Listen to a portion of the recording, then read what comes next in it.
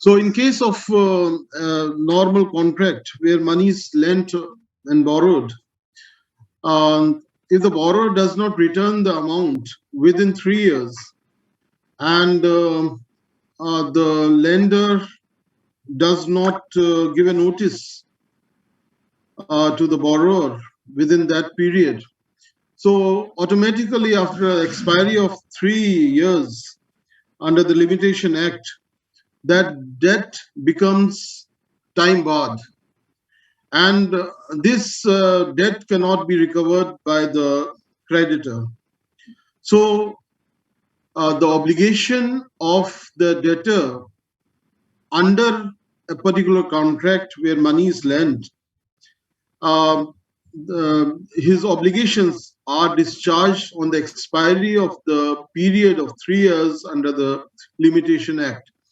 So in this case, if the creditor does not give a notice to the debtor to pay that amount back or does not take any action, then that amount will be time barred, that debt will be time barred, and the debtor's obligation would be discharged by this lapse of time.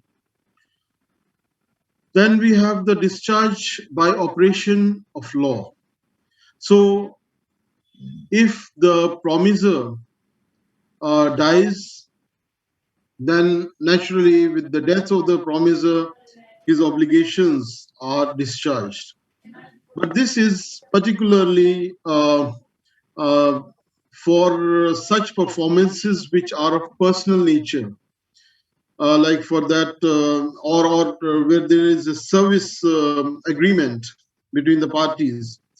So in case of an actor who only would act in a particular film, or a singer who takes up a contract with some company to sing a song or a series of songs, or a painter who wants to paint a picture, naturally can't be replaced by another painter or another singer. So where the performances are of personal nature, the death of the promisor would discharge the promisor of his obligation, and the inheritance or the offsprings of that person will have no obligation to fulfill the all those obligations under the contract which was signed by the deceased person. But in case of the contracts which are of impersonal nature, naturally in such contracts the obligations are not discharged, and the inheritance of the deceased person, they have to fulfill the obligations of the which were signed by the deceased person. Then in case of insolvency, when the court gives a verdict of insolvency against a person, the official receiver gets hold of all the property of that insolvent person, and the insolvent person is discharged of his obligations under that particular contract. So the property or assets which are held by the official receiver, they are liquidated for meeting up for the performances, like for example giving a debt or paying back the debt by the insolvent person. Then we have merger of rights under the contract. So suppose there are two, an inferior right or a superior right, they get merged, and the superior right, the inferior rights would be discharged and would be replaced by the superior rights. For example, there's a tenant who is uh, occupying a particular, say, accommodation, and there's a contract of tenancy. So his rights are that of a tenant and has to pay the lease or rent to the owner of that property. Now, suppose that tenant buys that accommodation, that particular building, so he becomes the new owner of that building, and his inferior rights, that is that of a tenant, are merged with the superior rights, that is the ownership of that new property. So if the tenant buys that property, then his rights as a tenant, they are discharged, and now new rights of the ownership of that particular property would substitute the earlier rights. So whenever there's merger of the rights, then the inferior rights, they get discharged by the operation of law. Then unauthorized material alteration. Now, when one party to the contract unauthorizedly does any alteration or any change in the in the in the in the contract, that is the terms of the or conditions which are given in the contract, then and the other party does not know about or is not taken into confidence while making those changes, then under unauthorized um, material alteration, the obligations of the other party, that is the promisee, they are discharged. Mohammad Abuzar, please mute your mic.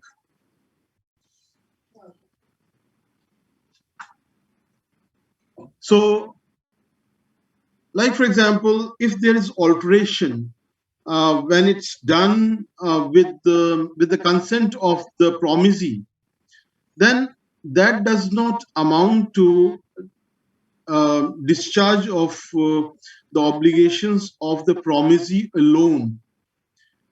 When there's alteration which is done with the consent of the promisee, or both the parties bilaterally, they make a material alteration, then here a new contract would be formed, and that would replace the earlier contract, like what we had taken up in the earlier slide. If I take you back,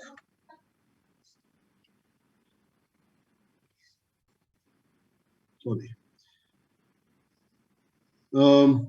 under number 2, B, by alteration.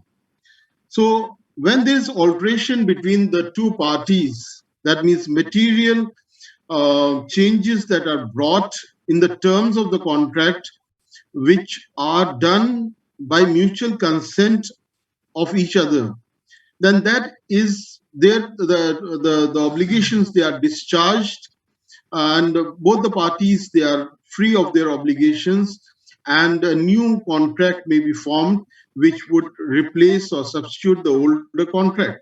But when there is unilaterally, when one party does any alteration, then the other party becomes free of his obligation, and that would be unauthorized material alteration, and the promisee or the other party would become free of their obligations, and their obligations would be discharged. But the person who has done that material alteration, his obligations to the contract would not be discharged, and the promisee can sue that person in the court of law for rescinding that contract, and then for claiming damages for this unauthorized material alteration. So court can grant rescission of the contract, and then he may file a claim for claiming damages from the person who has unauthorizedly done material alteration in the terms of the contract. Then 6th is discharge by breach of contract. Breach of contract, where one party does not fulfill the contract, the obligations, or does not perform according to the obligations to which he has to perform. Now, there are 2 points here: anticipatory breach and then actual breach. Anticipatory means where a person feels or the promiser feels that he would not be able to perform, then he would, in advance of the date of performance, would give a notice to the other party, that is the promisee, that he would not be able to perform. Like, for example, if the seller is not able to procure the goods and feels that he will not, up to the date of delivery, would not be able to procure or produce those goods and supply those goods to the buyer, then he may in advance give a notice to the other party that I would not be able to perform. So this is anticipatory breach. It may be expressly stated by words, spoken or written, and impliedly by the conduct of one of the parties. That means the promiser may do something by which it would be implied that he would not be able to carry on with the obligations that or those the performance that he promised under the contract. In the books, there's an example that is given that there's suppose A and B, they enter into an agreement to marry each other, and before the date of marriage, A married C. So now A would not be able to marry with B, and this is implied by the conduct of one of the parties, that is A, that did anything that made it impossible for A to fulfill his obligations with B. So impliedly by the conduct of one of the parties. And the second is the actual breach of contract, where one of the parties does not fulfill the obligations under the contract and does not perform according to the obligations, and on that particular date of performance, and the other party then would file a suit for claiming damages under that particular contract. So when there's actual breach, the other party or the promisee would then file a suit for claiming damages under that particular contract. Now, anything related to this slide which is not clear or which needs further explanation?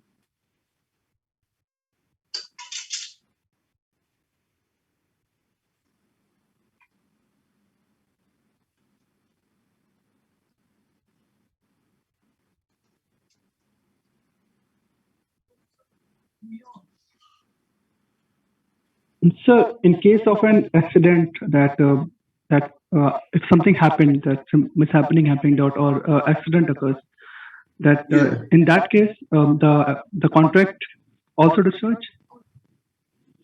Like, for example, if that contract is of personal, or the performance is of personal nature. So in case of death or incapacity, naturally there would be incapacity, the performer would not be able to perform. And if the performance is of personal nature, then that the contract would be discharged. I think in the earlier slides I had taken up somewhere, I'll take you there, that in case of death or incapacity, yes, under B, point number 3, death or incapacity of the promiser. So when there is subsequent impossibility due to, leave aside death, but personal incapacity. For example, there's a player who has signed a contract to play for a particular club, and before the date of performance or before the date of the match, suppose his leg is fractured, so he won't be able to play. So in that case, due to personal incapacity of that player, naturally his obligations would be discharged under the contract. Okay. Okay, sir.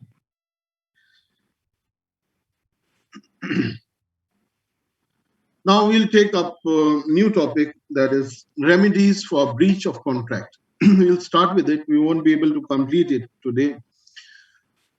Number one is rescission of the contract. Suppose there is a buyer and a seller, and the buyer wants, suppose, 100 kg of tea leaves to be delivered on a particular date. The seller has promised to supply 100 kg of tea leaves to the buyer to be delivered at a particular place on a particular date. And suppose the seller is not able to or does not supply on that particular date. So there are two options. The buyer can rescind that contract, terminate that contract, or treat that contract as terminated, and just sit at home, do nothing, and establish a new contract with some other party. Number two is that the buyer may file a suit for rescission in the court. So first of all, the buyer has to file a suit for rescission. And the court, when it grants rescission, then the buyer will file a claim for damages. Because the buyer, suppose if he has his own obligations of supplying to retailers by a particular date, so his business is lost and he loses some profits from that from the non-performance of the promisor. So first of all, the court will grant rescission of that contract, and then the promisee will file a suit for claiming damages.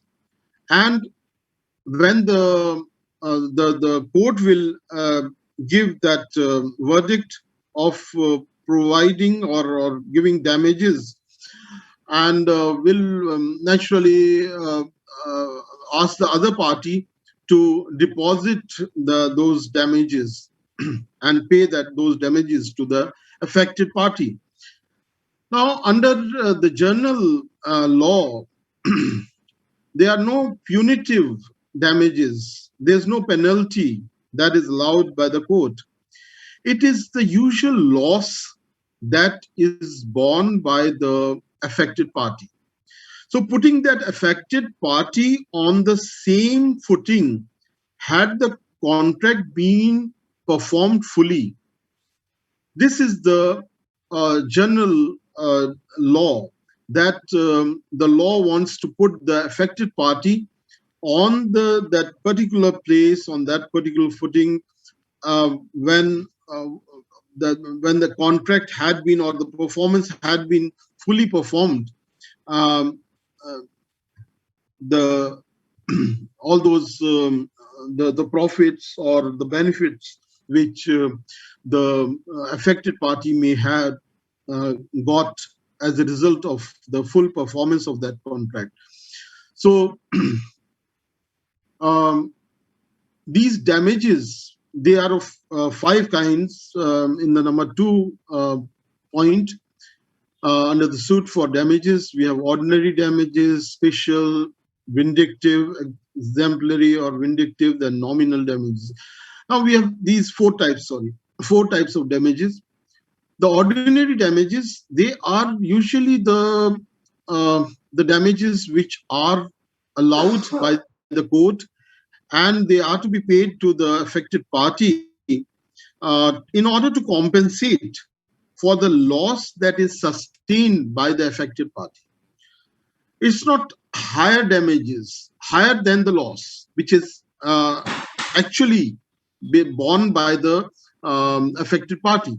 So putting that affected party on that footing, had the performance been fully made by the party which is guilty of non-performance. So these are the ordinary damages which are paid to the affected party. In case of the sale of goods, for example, the or suppose in the case of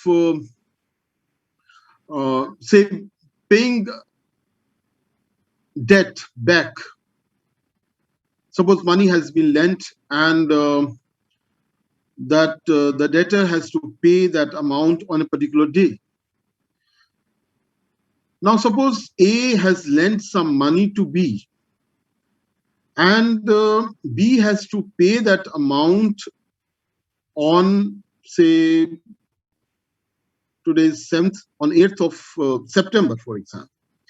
Now on 8th of September, B does not pay back that amount.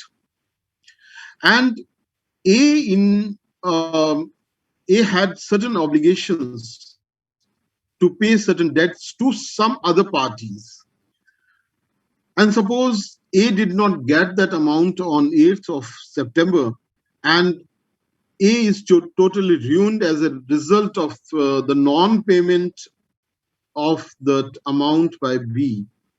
So in such cases, the courts do not allow very high that compensation to A, because B did not pay on time.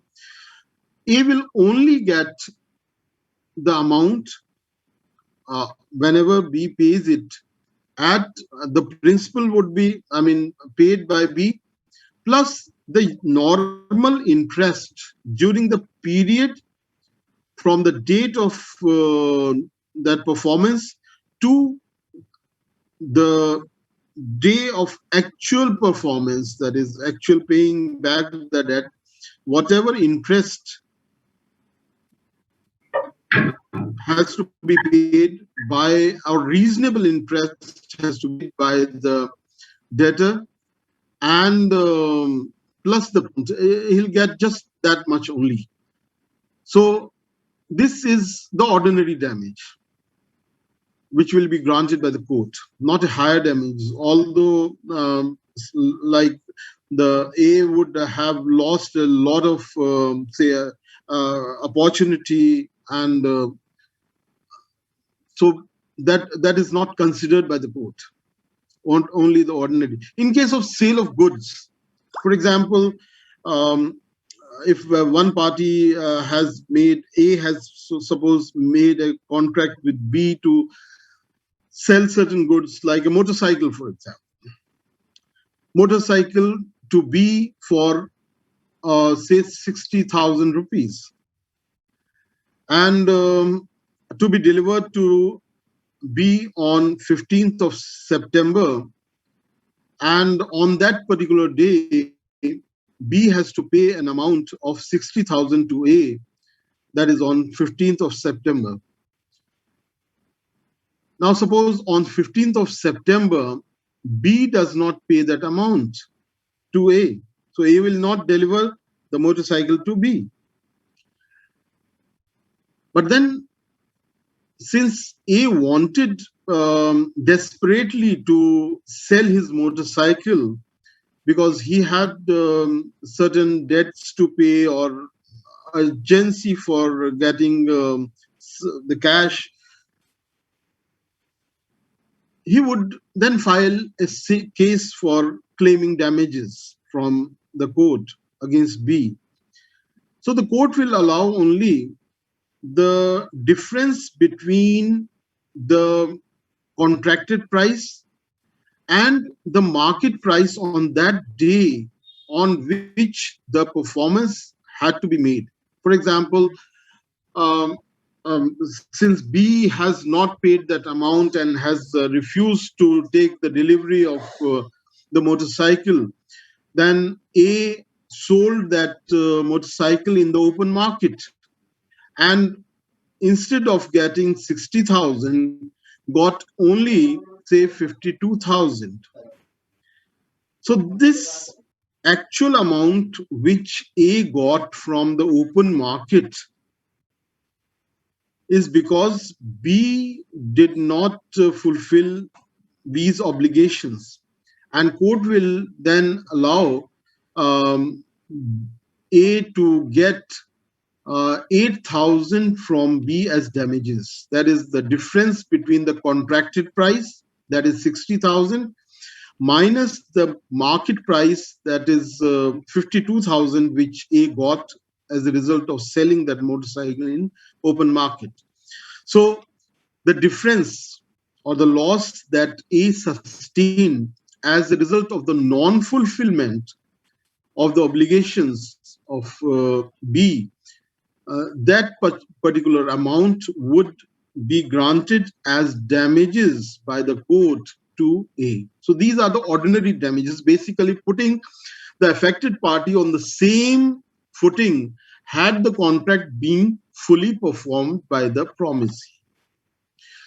Second is the spatial damages. Now, these spatial damages, they are higher damages, which the courts do not generally allow. But then there are special circumstances, like, for example, if it was made, if the other promisee was made aware of the fact that, suppose in the sale of goods, the promisee was made aware that the buyer wants to buy those goods in order to fulfill his obligations of supplying those goods to some other party. So for the purpose of supplying the goods to some other party, the obligations, the contract has been made. In such cases, spatial damages